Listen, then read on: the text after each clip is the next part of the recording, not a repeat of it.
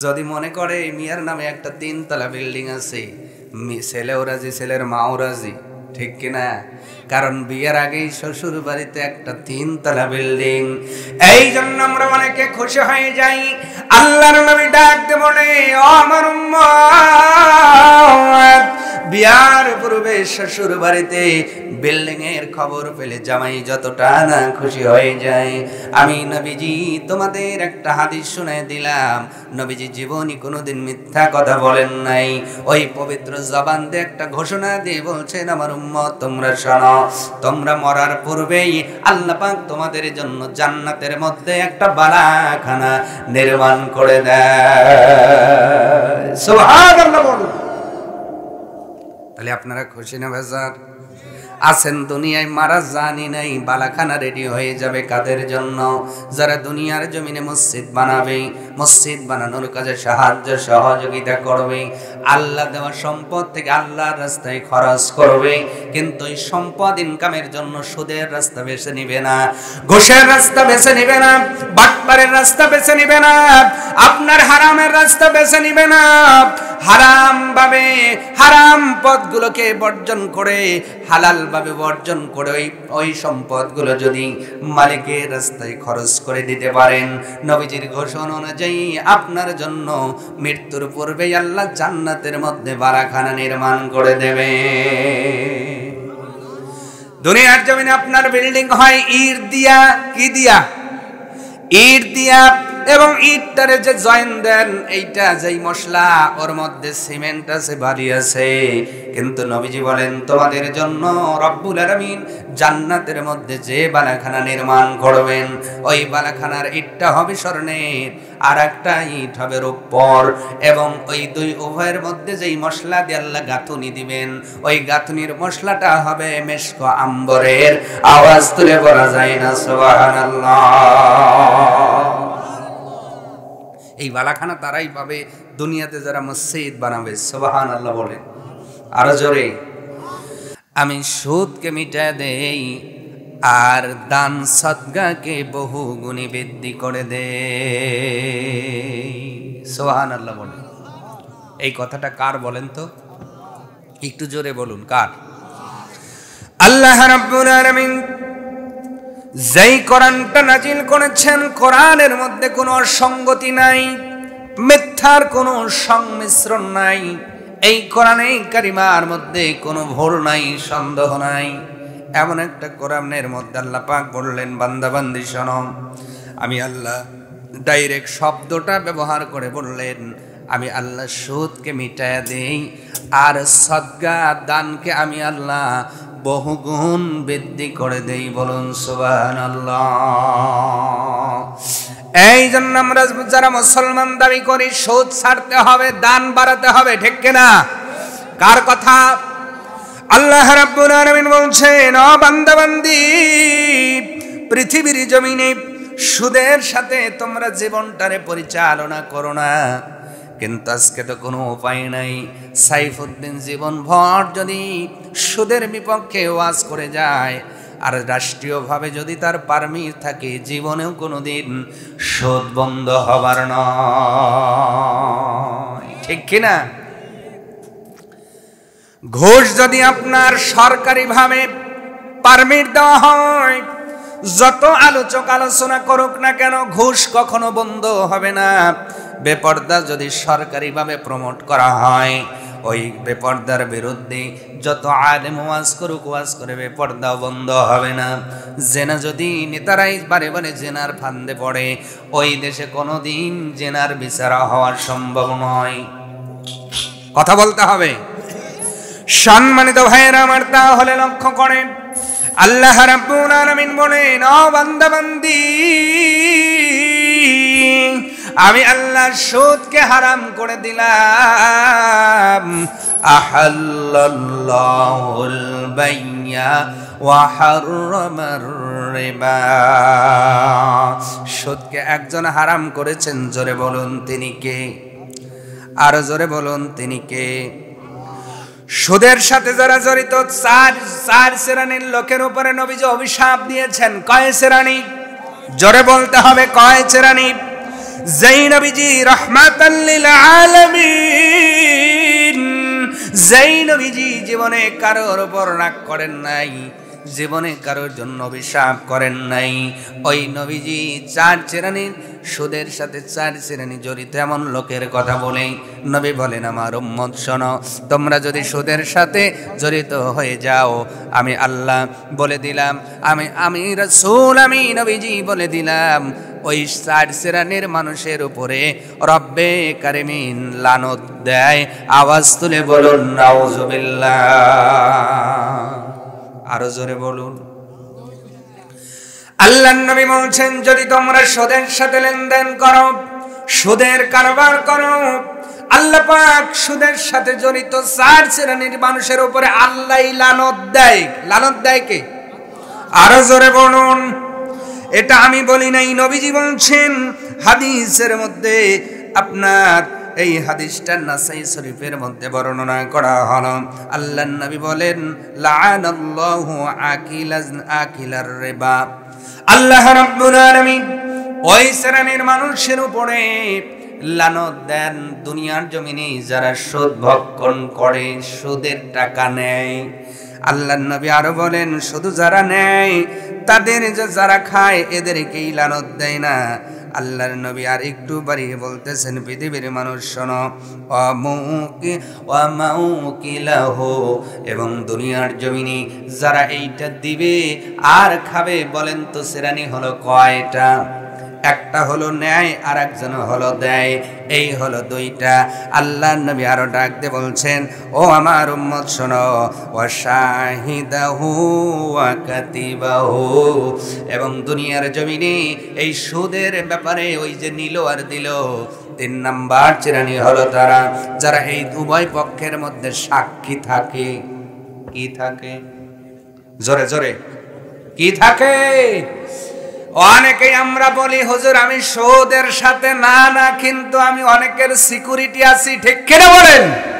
আল্লাহর নবীর ভাষা অনুযায়ী শাহিদাহু, যদি লেনদেনের মধ্যে আপনি সাক্ষ্য দেন অথবা জামিনদার হয়ে যান, আল্লাহর নবীর ভাষায় আপনার উপর আল্লাহ পাক লানত করবেন। এবং 4 নাম্বার, কাতিবাহু, এই সুদ যারা লিখবে, তার মানে আপনার অনেককে কিন্তু হিসাব লিখে রাখে এনজিওর ভাইয়েরা, ঠিক কিনা বলেন? আমি বললে তো রাগ করবেন। এই যে লেখার কাজে যারা দায়িত্বে আছেন, আল্লাহর নবীর ঘোষণা অনুযায়ী নাসাইর বর্ণনায় আল্লাহর নবী বলছেন, 4 শ্রেণীর সুদের সাথে জড়িত তাদের উপর আল্লাহ পাক লানত করেন।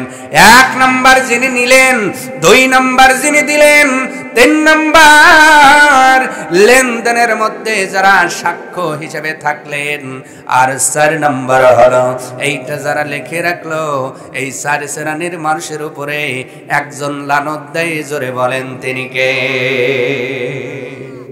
তাহলে কি সুদের সাথে জড়িত হওয়া যাবে? জোরে বলুন। আগেই বলেছি, আপনি জড়িত না হয়ে করবেন কি? কারণ বাংলাদেশের অর্থনীতিটাই তো সুদের উপরে, ঠিক কিনা? সুদ ভিত্তিক অর্থনীতি। এই জন্য দুনিয়ার জমিনে যেই মানুষগুলো সুদ ভিত্তিক অর্থনীতিকে উঠায়া দিয়া আপনার যাকাত ভিত্তিক অর্থনীতি দেশের মধ্যে চালু করতে চাচ্ছে, এই শ্রেণীর মানুষদের পক্ষে থাকার দরকার আছে না নাই? আমার ভাইরা, আল্লাহ রাব্বুল আলামিন বলছেন, বান্দারে সুদের সাথে লেনদেন করো না, সুদের সাথে জড়িত হয়ে যাও না। আমি রব এই সুদকে মিটাইয়া দেই এবং সাদগাকে বাড়িয়ে দেই। আল্লাহ রাব্বুল আলামিন কোরআনে হাকিমার অপর আয়াতের মধ্যে বলছেন, মান জাআ বিল হাসানাতি ফালাহু আশরু আমসালিহা। আল্লাহ পাক বলছেন, বান্দারে আমি আল্লাহ 1 গুণ নয়, 2 গুণ নয়, যারা সাদকা করে আমি আল্লাহ 10 গুণ বাড়ায়া দেই। আওয়াজ তুলে বলা যায় না সুবহানাল্লাহ? আরে একটু জোরে বলুন। এইটা কার কথা? আল্লাহর কথা আল্লাহ পাক বলছেন, আমি 1 গুণ নয় 2 গুণ নয়, তাকে আমি 10 গুণ বাড়াইয়া দেই। আল্লাহর নবী মুআত্তা ইবনে মালিকের মধ্যে আল্লাহর নবীর একটি হাদিস বর্ণনা করা হলো। আল্লাহর নবী বলেন, পৃথিবীর মানুষ শোনো, তোমরা দুনিয়ার ময়দানে তোমাদের গৃহপালিত পশু হতে পারে গরু, হতে পারে ছাগল, হতে পারে ভেড়া, হতে পারে দুম্বা, যেমন করে তোমরা ওই পশুগুলোকে লালন পালন করো, আল্লাহর নবী হাদিসের মধ্যে বলছেন মুমিন বান্দার দানটা আল্লাহ ঠিক অনুরূপ ভাবে লালন পালন করেন। কিয়ামতের দিন ওই বান্দাকে আল্লাহ উহুদ পাহাড় মতো করে ফেরত দিয়ে দেবে। সুবহানাল্লাহ। কিন্তু সুদকে আল্লাহ মিটায় দিবেন। সুদের টাকায় দিয়া যদি আপনি ইবাদত করেন, খাওয়ার পরে ইবাদত কবুল হবে না, ঠিক কিনা? ওই টাকা দিয়ে আপনি সদকা করলেও সওয়াব হবে না। এই জন্য হারাম পথে যাওয়া যাবে না। আজকে আমরা হারামের মধ্যে যতই আরাম দেখি, ওইটা শয়তান আমাদের মাঝে সুন্দর করে উপস্থাপন করে। শয়তান আমাদের দেখায়, বান্দারে একটু সুদের সাথে যাও, অল্প সময় বেশি টাকা ইনকাম করতে পারবা আর তাড়াতাড়ি বিল্ডিং দিবা। এই যে শয়তানের প্রলোভনে পড়ে আমরা অজান্তেই যারা হারাম উপার্জনের মধ্যে নিমজ্জিত হয়ে গেলাম। বলেন তো, এই যে মসজিদ এবং কবরস্থানের উন্নতি কল্পে আজকে এই প্রোগ্রামের মধ্যে আসলেন, এখানে দান করেন আর না করেন, হুজুরের কথা শোনেন আর না শোনেন, আমল করেন আর না করেন, এই মসজিদে যান আর না যান, এই কবরস্থানে একদিন যেতে হবে কি হবে না? জোরে বলুন, হবে কি হবে না? এই কবরস্থানে একদিন আপনাকে যেতেই হবে। টুডে ওয়ার টুমরো, আজ হোক কাল। আপনার আপনজনই আপনাকে কাফন নামের জ্যাকেট পরায়া ফাইনাল প্যাকেট করে ওই কবরের মধ্যে নামায়া দিবেন। বলেন তো, দুনিয়ার জমিনে যাদের জন্য আপনি হারাম উপার্জন করে,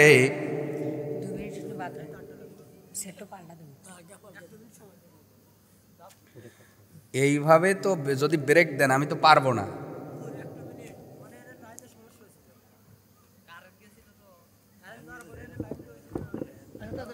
একটু জিকির করেন, লা ইলাহা।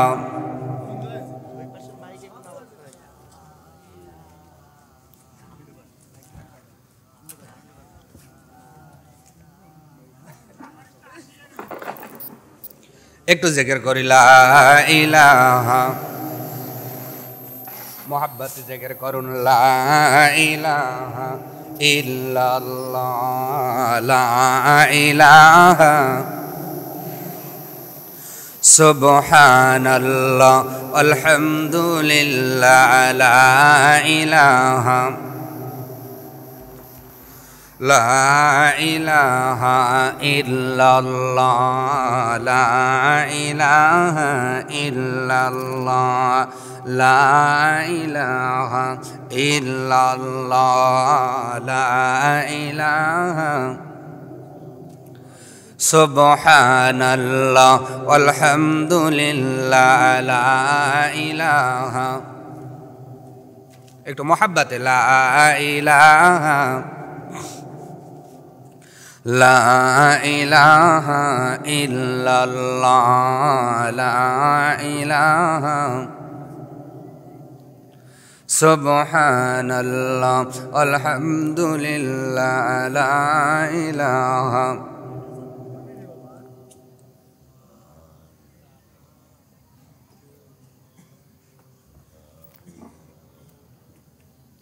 সুবহানাল্লাহ আলহামদুলিল্লাহ, লা ইলাহা লা ইলাহা ইল্লাল্লাহু মুহাম্মাদুর রাসূলুল্লাহ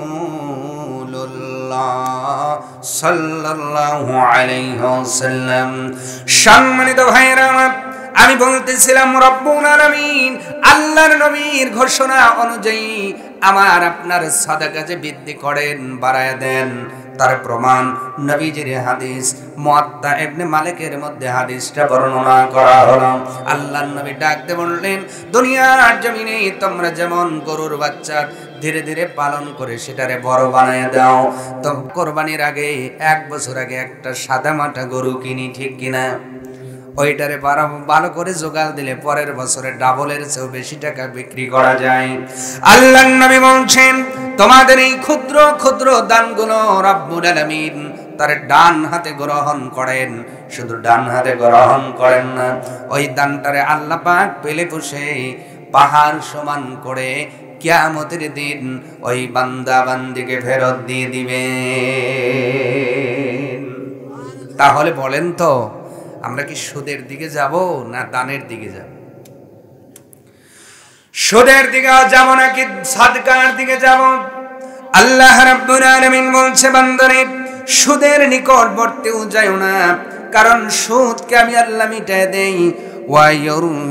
ওয়ায়ুরবিস সাদাকাত, আর আমি আল্লাহ সাদকাকে বহু গুণ বাড়ায়া দেই।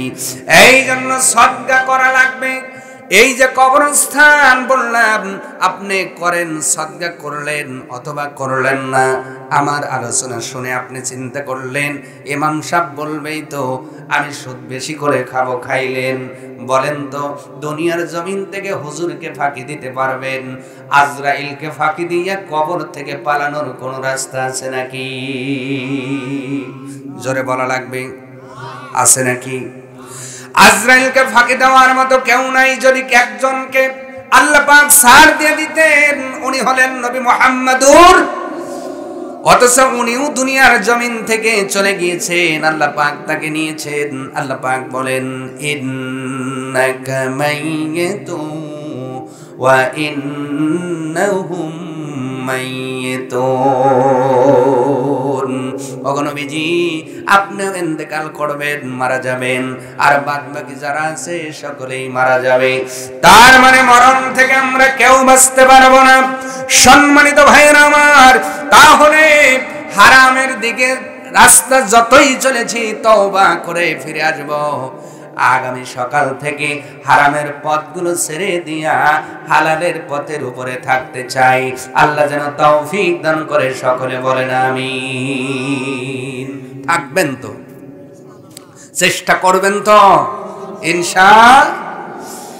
এবার আসেন সাদকা করলে লাভ কি? এটা আমি বলবো না, কে বলবেন?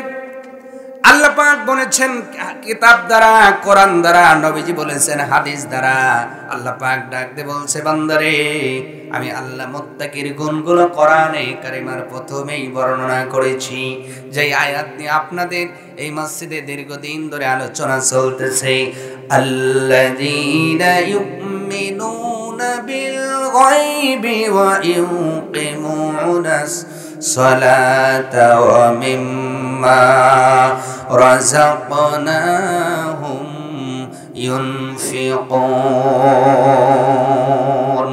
আল্লাহ পাক বলছেন মুত্তাকি তো তারা এক নাম্বার যারা অদৃশ্যের প্রতি বিশ্বাস স্থাপন করে, দুই নাম্বার যারা নামাজ কায়েমের প্রচেষ্টা করে, তিন নাম্বার দুনিয়ার জমিনে আমি দেওয়ার সম্পদ থেকে আল্লাহর রাস্তায় খরচ করে। আয়াত অনুযায়ী এই তিনটা গুণ আমাদের হাসিল করার দরকার আছে না নাই? সম্মানিত ভাইরা আমার, দান করলে লাভ। আল্লাহর নবী বলেন মান বানা লিল্লাহি মাসজিদান বানাল্লাহু লাহু বাইতান ফিল জান্নাহ। ও দুনিয়ার উম্মত, তোমরা বিয়া করো নাই, বিয়ার আগেই যদি তোমার জন্য শ্বশুর বাড়িতে একটা বিল্ডিং তৈরি থাকে, বলেন তো খুশি না বেজার? আসতে বলেন কেন, আরো জোরে। যদি মনে করে মিয়ার নামে একটা 3 তলা বিল্ডিং আছে, ছেলেও রাজি, ছেলের মাও রাজি, ঠিক কিনা? কারণ বিয়ের আগেই শ্বশুর বাড়িতে একটা 3 তলা বিল্ডিং। এই জন্য আমরা অনেকে খুশি হয়ে যাই। আল্লাহর নবী ডাক দিয়ে বলে ও আমার উম্মত, বিয়ার পূর্বে শ্বশুর বাড়িতে বিল্ডিং এর খবর পেলে জামাই যতটা না খুশি হয়ে যায়। আমি নবীজি তোমাদের একটা হাদিস শুনে দিলাম। নবীজি জীবনে কোনোদিন মিথ্যা কথা বলেন নাই। ওই পবিত্র জবান দিয়ে একটা ঘোষণা দিয়ে বলছেন আমার উম্মত তোমরা শোনো, তোমরা মরার পূর্বেই আল্লাহ পাক তোমাদের জন্য জান্নাতের মধ্যে একটা বালাখানা নির্মাণ করে দেয়।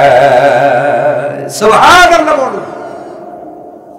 তাহলে আপনারা খুশি না বেজার? আছেন দুনিয়ায় মারা জানি নাই বালাখানা রেডি হয়ে যাবে কাদের জন্য? যারা দুনিয়ার জমিনে মসজিদ বানাবে, মসজিদ বানানোর কাজে সাহায্য সহযোগিতা করবে, আল্লাহ দেওয়া সম্পদ থেকে আল্লাহর রাস্তায় খরচ করবে, কিন্তু এই সম্পদ ইনকামের জন্য সুদের রাস্তা বেছে নিবে না, ঘুষের রাস্তা বেছে নিবে না, বাটপারের রাস্তা বেছে নিবে না, আপনার হারামের রাস্তা বেছে নিবে না। হারাম ভাবে হারাম পথগুলোকে বর্জন করে হালাল ভাবে বর্জন করে ওই সম্পদগুলো যদি মালিকের রাস্তায় খরচ করে দিতে পারেন, নবীজির ঘোষণা অনুযায়ী আপনার জন্য মৃত্যুর পূর্বেই আল্লাহ জান্নাতের মধ্যে বারাখানা নির্মাণ করে দেবে। দুনিয়ার জমিনে আপনার বিল্ডিং হয় ইট দিয়া, কি দিয়া? ইট দিয়া, এবং ইটটারে যে জয়েন দেন এইটা যেই মশলা, ওর মধ্যে সিমেন্ট আছে, বালি আছে, কিন্তু নবীজি বলেন তোমাদের জন্য রব্বুল আলামিন জান্নাতের মধ্যে যে বালাখানা নির্মাণ করবেন, ওই বালাখানার ইটটা হবে স্বর্ণের, আর একটা ইট হবে রূপর, এবং ওই দুই উভয়ের মধ্যে যেই মশলা দিয়ে আল্লাহ গাঁথুনি দিবেন, ওই গাঁথুনির মশলাটা হবে মেশক আম্বরের। আওয়াজ তুলে বলা যায় না সুবহানাল্লাহ? এই বালাখানা তারাই পাবে দুনিয়াতে যারা মসজিদ বানাবে। সুবহানাল্লাহ বলেন আরো জোরে। তাহলে মসজিদ বানানোর দরকার আছে না নাই? এবার লক্ষ্য করেন, আমরা তো বাঙালি, যত সময় তত্ত্ববহুল কথা বলি শুনতে বেশি ভালো লাগে না, কিন্তু যে একটু ঘটনা বলি অথবা ঘটনা ধরে হুজুর, তখন বলে এই তো এখনকার ওয়াজ হইতেছে। ঠিক কিনা বলেন? কারণ আমাদের টেন্ডেন্সি হলো কোন বক্তা কত সুন্দর করে ঘটনা বলতে পারে, ওনার সেই আলোচনাটা আমরা শুনতে অভ্যস্ত। কিন্তু যদি ওই থিসিস করা, চিন্তা ভাবনা করা, গবেষণা করা জ্ঞান যদি আমরা বারে বারে বলি, আলেমরা বললে অনেকেরই ভালো লাগে না, ওই সময় বাদাম খাইতে মন চায়। ওই হুজুর কি বলে বুঝি না, তো কি খারাপ বললাম? তা আপনাদের বোঝানোর জন্য এই রিলেটিভ একটা ঘটনা মনে পড়লো, বলবো। বাদশাহ হারুন আর রশিদ নাম কি? উনি এমন একজন বাদশাহ, পৃথিবীর জমিনে যার সম্মান আল্লাহ পাক বাড়িয়ে দিয়েছিলেন। বলুন সুবহানাল্লাহ। আর একটু জোরে বলুন।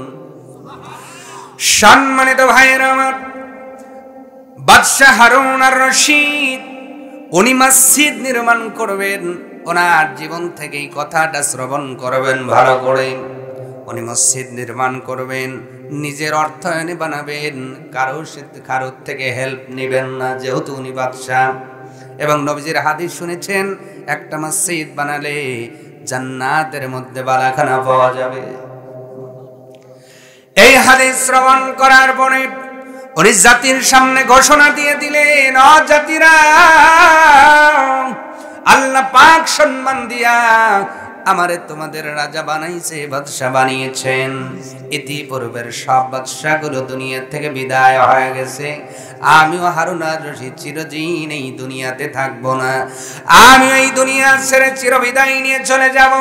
যেহেতু একটা মসজিদ বানালে জান্নাতের মধ্যে বালাখানা পাওয়া যায়, আর নয় দুনিয়ার পিছনে তো অনেক ছোটা হলো, আমি এইবার একটু জান্নাতের মধ্যে বালাখানা নির্মাণ করার লক্ষ্যে নিজের টাকা দিয়া আমি একটা মসজিদ বানাতে চাই।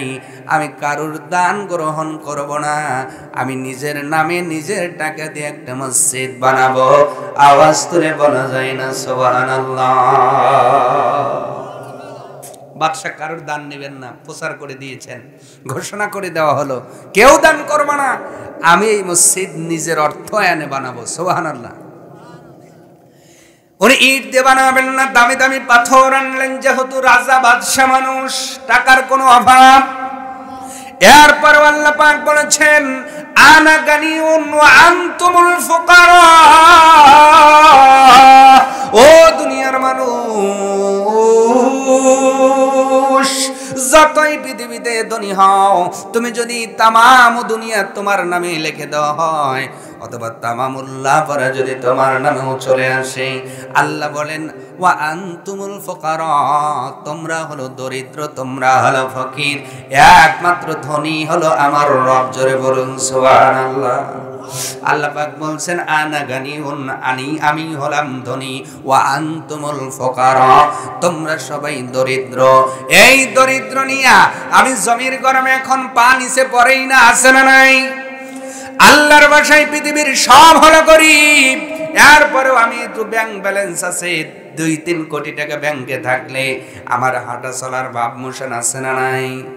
মাছ কেনার সময় সাবদে টাকা দেই, আর একজন গরিব মানুষ দাম করতেছে মাছটা নিয়ে হয়তো পোলাপান নিয়ে খাবে, কিন্তু টাকার অহংকারে ওই গরিব মানুষের কাছ থেকে কিন্তু 200 টাকা বেশি দিয়ে আমি ছিনায় আনি। কথা বলে না, আছে না নাই? আরো জোরে বলে। সম্মানিত ভাইরা আমার, তাহলে আল্লাহর ভাষা আমরা সবাই গরিব। এরপর বাদশা বলেন আমি মসজিদ বানাবো, উনি দামি দামি পাথর আনলেন, ইটের পরিবর্তে পাথর দেওয়া হবে, দামি দামি পাথর।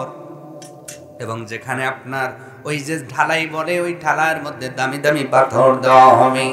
মসজিদটা বানানোর কাজ শুরু করলেন, ভিত্তিপ্রস্তরে স্থাপন করা হলো। ভিত্তিপ্রস্তরে স্থাপন করার পরে যেহেতু রাজার কাজ, রাজমিস্ত্রিরা কোনো অলসতা করলেন না, অল্প দিনের মধ্যে মসজিদটা পুরোপুরি কায়েম হয়ে গেল, দাঁড়িয়ে গেল। মসজিদটা দাঁড়ানোর পরে রাজকীয় ভাবে মসজিদটাকে উদ্বোধন করা হলো। মসজিদের মধ্যে নামাজ শুরু হয়ে গেল। একদিন ঘুমের মধ্যে বাদশাহ হারুন আর রশিদ চলে গিয়েছেন। ঘুমের মধ্যে রব্বে কারীম তাকে স্বপ্নে দেখার ব্যবস্থা করে দিয়েছেন। বলুন সুবহানাল্লাহ। আরে একটু জোরে বলুন সুবহানাল্লাহ। ক্ষমতা আল্লাহর আছে না নাই? নেককার যদি হন, নবীজিকেও স্বপ্নে দেখা যাবে। জোরে বলেন আল্লাহু আকবার। ব্যবস্থা করেন কে? ব্যবস্থা করেন কে? আল্লাহ রাব্বুল আলামিন বাদশা হারুন আর রশিদকে স্বপ্ন জগে দেখার ব্যবস্থা করে দিলেন। উনি স্বপ্নে দেখতেছেন একজন ফেরেশতা এসে বলতেছে ওঠো ওঠো বাদশা ওঠো, তুমি যেই কাজটা করেছো তোমার বালাখানা দেখবা না? সুবহানাল্লাহ। আরো জোরে বলুন। দুনিয়াতে থাকতেই আল্লাহর প্রিয় ভাজনদের আল্লাহ অনেক কিছু দেখায়। এটা তখনই সম্ভব হবে যখন আপনি বেলায়েতের দরজা দিয়া ঢুকে আল্লাহর নিকটবর্তী হবেন। সুবহানাল্লাহ। কারণ নবুয়তের গেটটা বন্ধ হয়েছে, বেলায়েতের দরজা এখনো খোলা আছে। আল্লাহু আকবার। আপনি ইচ্ছা করলে আল্লাহর কাছে চলে যেতে পারবেন আমলের দ্বারা, ঈমানের দ্বারা। আমার ভাইরা, এই কথাগুলো বললে অনেকেই হয়তো মনে করবেন হুজুর গাল গল্প বললেন না। আল্লাহ যারে ভালোবাসেন ইচ্ছা করলে অনেক কিছুই দেখাতে পারেন। পারেন কি পারেন না? সিস্তিয়া তরিকার একজন বড় আলেম, নাম হলো আব্দুল ওয়াহিদ। নাম কি? ওনার জীবনের মধ্যে লেখা হলো আব্দুল ওয়াহিদ সাহেব এত বড় জ্ঞানী ছিলেন, আল্লাহর প্রিয় ভাজন ছিলেন। উনি আল্লাহর ইবাদত করতে যাইয়া বিয়েটাও ঠিক মতো সময় মতো করতে পারেন নাই। একদিন আল্লাহর কাছে আবদার করে বললেন, আল্লাহ বিয়েটা তো ঠিক মতো করতে পারলাম না, তবে তুমি যদি জান্নাত দাও আমি জানতে চাই দুনিয়ার কোনো মহিলা আমার সঙ্গে হবে নাকি? রব্বে কারীম তারে জানায় দিলেন স্বপ্নের মাধ্যমে, ও আব্দুল ওয়াহিদ তুমি শোনো, দুনিয়ার জমিনে আমাকে খুশি করার জন্য তুমি দুনিয়ার কোন মহিলার প্রেমে পড়ো নাই, মহিলার দিকে নজর দাও নাই। আমি আল্লাহ খুশি হইয়া জান্নাতের মধ্যে তোমাকে এমন একজন মহিলার সঙ্গে মিট করায়া দিব, উনি হলো এই দুনিয়াতে ছাগল রাখনেওয়ালি, নাম হলো মাইমুনা। নাম কি? আরো জোরে। এখন আল্লাহর ওলি আব্দুল ওয়াহিদ বলে, আল্লাহ দিবেন দিবেন তাই বলে দাসী। আব্দুল ওয়াহিদ রে, খালি দাসীটাই দেখলা, খবর যদি নিতে চাও ঠিকানা দিলাম, ওই ভূমিতে যায় দেখো মাইমুনা ছাগল রাখে। সুবহানাল্লাহ। আব্দুল ওয়াহিদ রওনা দিলেন।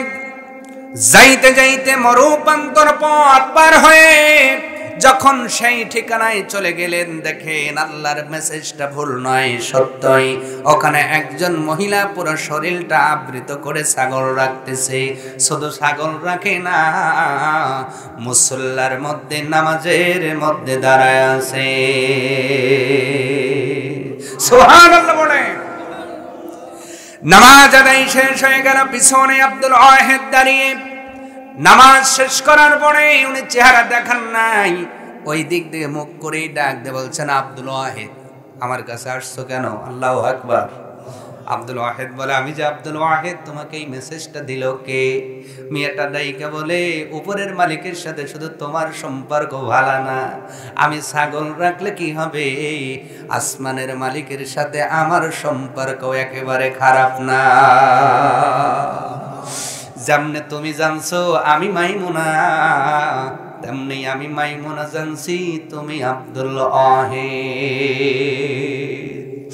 আল্লাহর প্রিয় ভাজন হলে আল্লাহ পাক জানিয়ে দেন অনেক কিছুই। এই জন্য নবীদেরকে আল্লাহ মুজিজা দিয়েছেন, আর ওলিদের দিয়েছেন কারামতি। আল্লাহু আকবার। আরো একটু জোরে বলুন আল্লাহু আকবার। বাদশাহ হারুন আর রশিদকে স্বপ্ন যোগে ফেরেশতা ডাক দিয়ে বলছেন, ওঠেন, যেই দানটা করেছেন, যেই মসজিদ বানিয়েছেন, আল্লাহর ঘোষণা অনুযায়ী আপনার জন্য জান্নাতে বালাখানা রেডি হয়ে গেছে।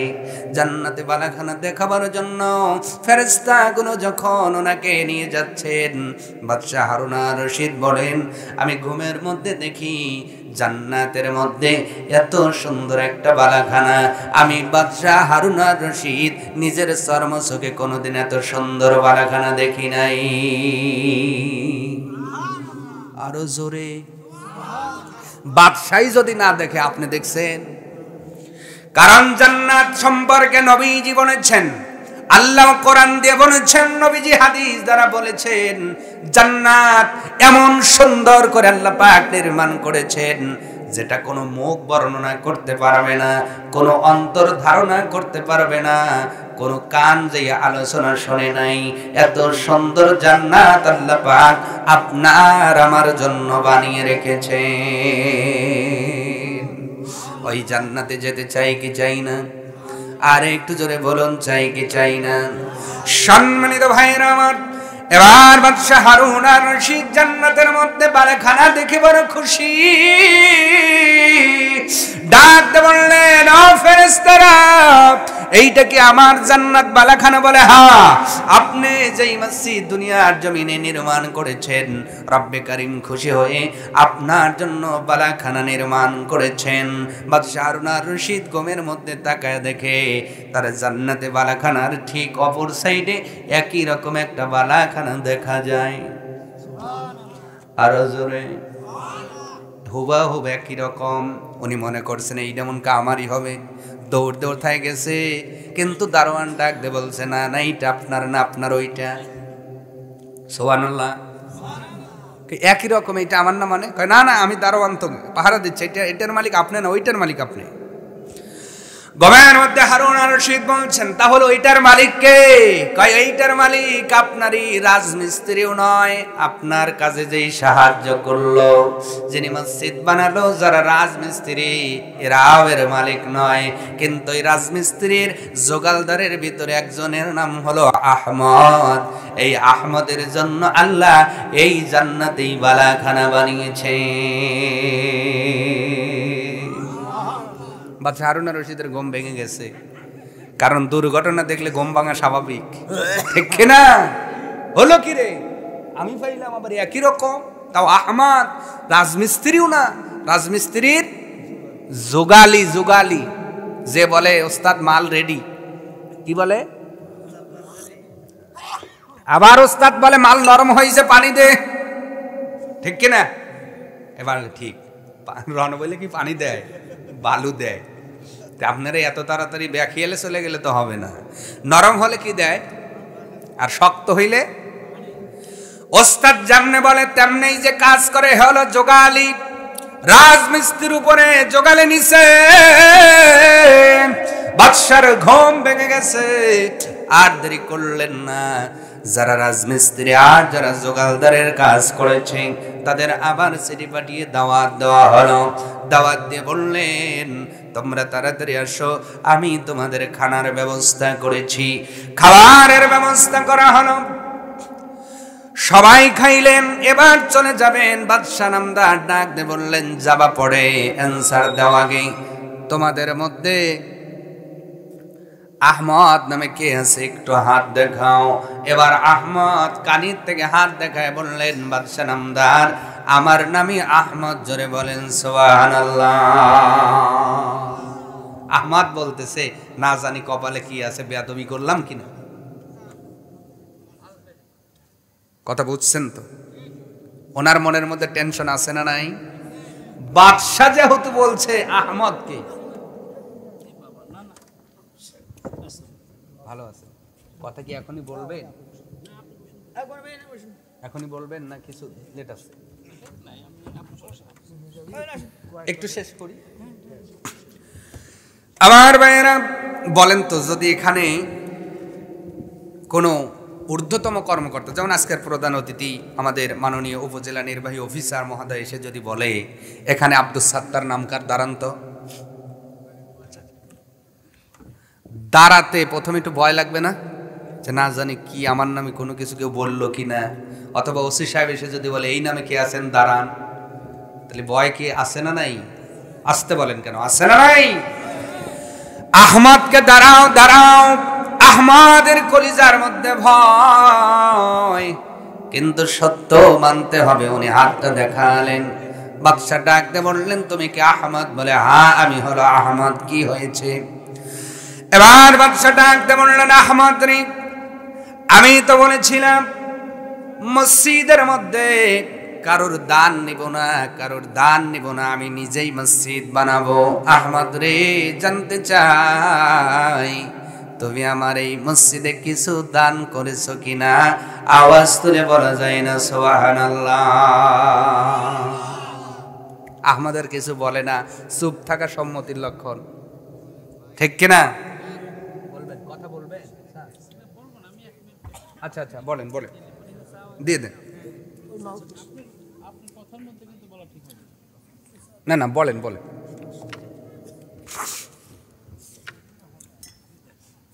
এইটা সেটটা চালু করতো। হ্যাঁ, সুইচ হচ্ছে না। সুইচ দিছে, সুইচ দিছে। বিসমিল্লাহির রহমানির রহিম।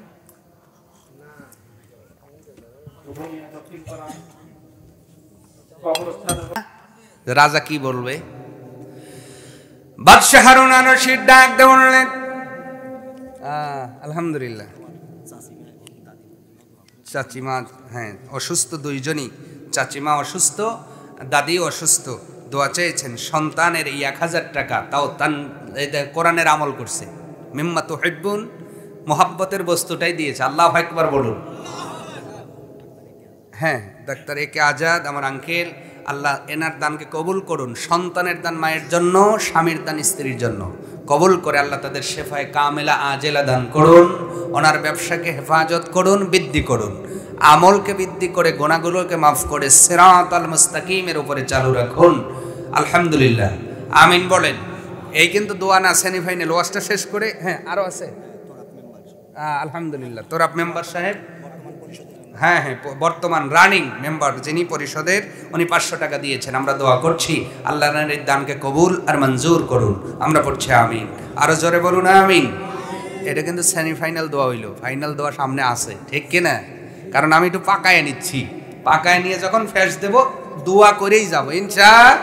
বলেন তো দোয়া কি কম আছে? আপনারা মনে হয় বিশ্বাস করেন না, তাই না? বিশ্বাস করেন না মনে হয়। লাইভ কোনো প্রোগ্রাম মোনাজাত আসলে চলে না, তো মোনাজাতের আগেই ওরা অফ করে দেয়। তাই আপনার এই যে 2 দিন 6 এবং 7 জামালপুর, এই যে যত দূরেই যাই মোনাজাত, শেষ মোনাজাতে প্রধান বক্তায় এইটুকু থাকে, আল্লাহ দুনিয়া কবরস্থানে যারা আছে মাফ করে দাও। কয়েকটা গ্রাম রাখি যদিও, সুজাস, আজকে কালিয়াকর, জন্তের, উল্লাপাড়া, কাওয়াক, উল্লাপাড়া, পশ্চিমপাড়া, সাভার, বেতকান্দি, নাদা, সখরিপুর, উদুনিয়া। সুবহানাল্লাহ কর। এগুলো কেন রাখি? কারণ এগুলো সবাই আমার কাছের মানুষ, ঠিক কিনা? বিয়ে করার পরে অটো বেতকান্দি অটো যোগ হয়ে গেছে। আল্লাহু আকবার। তো কোন দিনের দোয়া আল্লাহ কবুল করেন বলা যায় না। আপনাদের জন্য দোয়া কম নাই, হবেই। এই গুনাহগার যতদিন বেঁচে থাকবে দোয়া হবে ইনশাআল্লাহ। একটু দোয়া করবেন তো আমার জন্য। কি যেন বলতেছিলাম ভাইরা? জোগালদার শুনেছি, মান বানা লিল্লাহি মাসজিদান বানাল্লাহু লাহু বাইতান ফিল জান্নাহ। আল্লাহ তো দানকারীদের জন্য জান্নাতে বালাখানা বানায়। অগবাদ সানামদার টাকা দিব সমর্থ নাই, যা ইনকাম করি সন্তানদের নিয়া, ছেলে মেয়ে পরিবার নিয়ে চলতেই তো বড় কষ্ট হয়ে যায়। এই জন্য টাকা দেওয়া সম্ভব হয় নাই। তবে আমার প্রত্যেক বেটা কোনো কারণে, খরার কারণে আমি খুঁড়েছিলাম, যে কোনো প্রয়োজনের কারণে। খরার পরে ওই মাটির তল থেকে 3 টুকরা দামি পাথর বের হয়েছিল। আল্লাহু আকবার। কয় টুকরা? 3 টুকরা, 3 খণ্ড পাথর। এই পাথরগুলো আপনার এই মসজিদের পাথরের সঙ্গে মিলে যায়। আপনি যেই পাথরগুলো এনেছেন ঢালাই করবার জন্য, এই পাথরের সঙ্গে আমার বাড়ির পাথরগুলো মিলে যায়। দিনে দিলে তো আপনি দেখলে রাগ করবেন।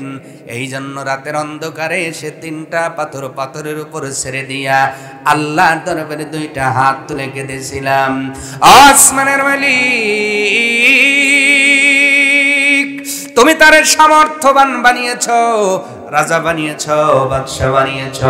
এই জন্যই তো উনি হয়তো একাই মসজিদ নির্মাণ করলেন।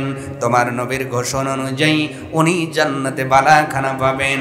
আমি তো সব বানাতে পারলাম না, আমি তো একটা মসজিদ বানাতে পারলাম না, পারবো না। কিন্তু এই যে দামি পাথর 3টা বিক্রি করলে কিছু টাকা পাওয়া যেত, আমি বিক্রি করব না। এই বাদশার পাথরের সঙ্গে মিশিয়ে দিলাম। আমি আমার আহমদ, আমার মনে হয় তুমি মালিক হলো, গরিব নয়, তুমি হলো সবচেয়ে বড় ধনী। বান্দার ক্ষুদ্র দানটাও তুমি কবুল করো। জোরে বলেন সুবহানাল্লাহ। বাদশা হারুন আর রশিদ 2 হাত বাড়ায় ডাকতেছে, আহমদ রে আয় আয়, আর দূরে থাকবি না, তাড়াতাড়ি আমার বুকে আয় রে বাবা। শুধু আল্লাহ যে ধনী তার প্রমাণটাও রেখেছেন, আনা গানিউন ওয়া আনতুমুল ফুকারা। আল্লাহ যে বলেন আমি ধনী, আল্লাহ প্রমাণ রেখেছেন। আমি এটা বাস্তব প্রমাণ রে আহমদ। আমি যখন স্বপ্নের ভিতরে আমার বালাখানা দেখলাম, আমি তো পুরা মসজিদ বানায় বালাখানা পাইছি, আর তুমি 3টা পাথর দান করে এই সমান সমান বালাখানা পেয়েছ। আয় রে আহমদ আয়, তুমি হবা আমার জান্নাতের প্রতিবেশী। আওয়াজ তুলে বলা যায় না সুবহানাল্লাহ? আর জোরে বলুন সুবহানাল্লাহ। তাহলে দান করলে খুশি হয়ে যান কে? আরো জোরে বলুন কে? আল্লাহর কাছে কোনো কিছুর অভাব নাই, কিন্তু আমরা চাইতে পারি না। চাইতে পারি যার কাছে, আমি চাই ভাইয়ের কাছে।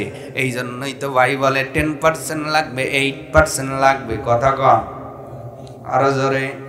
এই জন্য অল্পে যারা তুষ্ট থাকে, বেশির আশা করে না, এদের জান্নাতে যাওয়ার পথটা সহজ হয়ে যাবে। আর আমি যদি বেশি চাই, একটা আছে আর একটা লাগবে। লাগবে কেন? আপনার একটা বাড়ি আছে আর একটা লাগবে, একটা জমি আছে আর একটা লাগবে, একটা জায়গা আছে আর একটা কিনবো, আছে না নাই? এই যে চিন্তা কেন আপনার বলেন তো? এখন যদি মারা যান, এই বাজারে মাত্র 3000 টাকা লাগবে আপনাকে দাফন করতে। কয় হাজার? আরো জোরে বলুন। এর মধ্যে কাফনের কাপড়, এর মধ্যে বাঁশ, এর মধ্যে থাকবে লোবান কাঠি, এর মধ্যে থাকবে আপনার গোলাপ জল, এর মধ্যে থাকবে সুরমা, এর মধ্যে থাকবে তুলা। তার মানে এই বাজারে 3000 টাকা হলে আপনার ফাইনাল ডেকোরেশন, আপনার ফাইনাল সাজ হয়ে যাবে। এই 3000 টাকা রাখলেই তো তুমি বড় ধনী। এরপরেও হারাম ভাবে আমার বিল্ডিং এর প্রয়োজন কেন? তার মানে বোঝা যায় আমি, জোরে বলুন না সুবহানাল্লাহ। অতএব সেই পথটা ধরার দরকার আছে না নাই? আছে না নাই? সওয়াব মনে হয় আপনার একবারে উপসে পড়তেছে, সওয়াব দরকার নাই। আছে কি? কার কার সওয়াব দরকার? একটু কষ্ট হলেও হাতটা দেখান তো। সবার হাত নামান। কারণ এখন বিপদে পড়লে ছেলে বাটামলে আসে, কিলিয়া যদি শোনে যে আব্বা কেউ কটু কথা কইছে, সাহস কিরে আমার বাবা কথা কইছে, ঠ্যাং ভাঙে বালাবো, ঠিক কিনা? আবার জানেন ভাই 10টা কয়টা, গরমে তো রাস্তায় আটাই যায় না, কথা কবেন হেনেই পেরিয়ে আলাবো। জানেন আমি কোন বংশের পোলা, আগুনের গোলা। আল্লাহ কয় ওই গোলাগুলো সাইজ করবো কবরে এনে। কথা জোরে, আরো জোরে।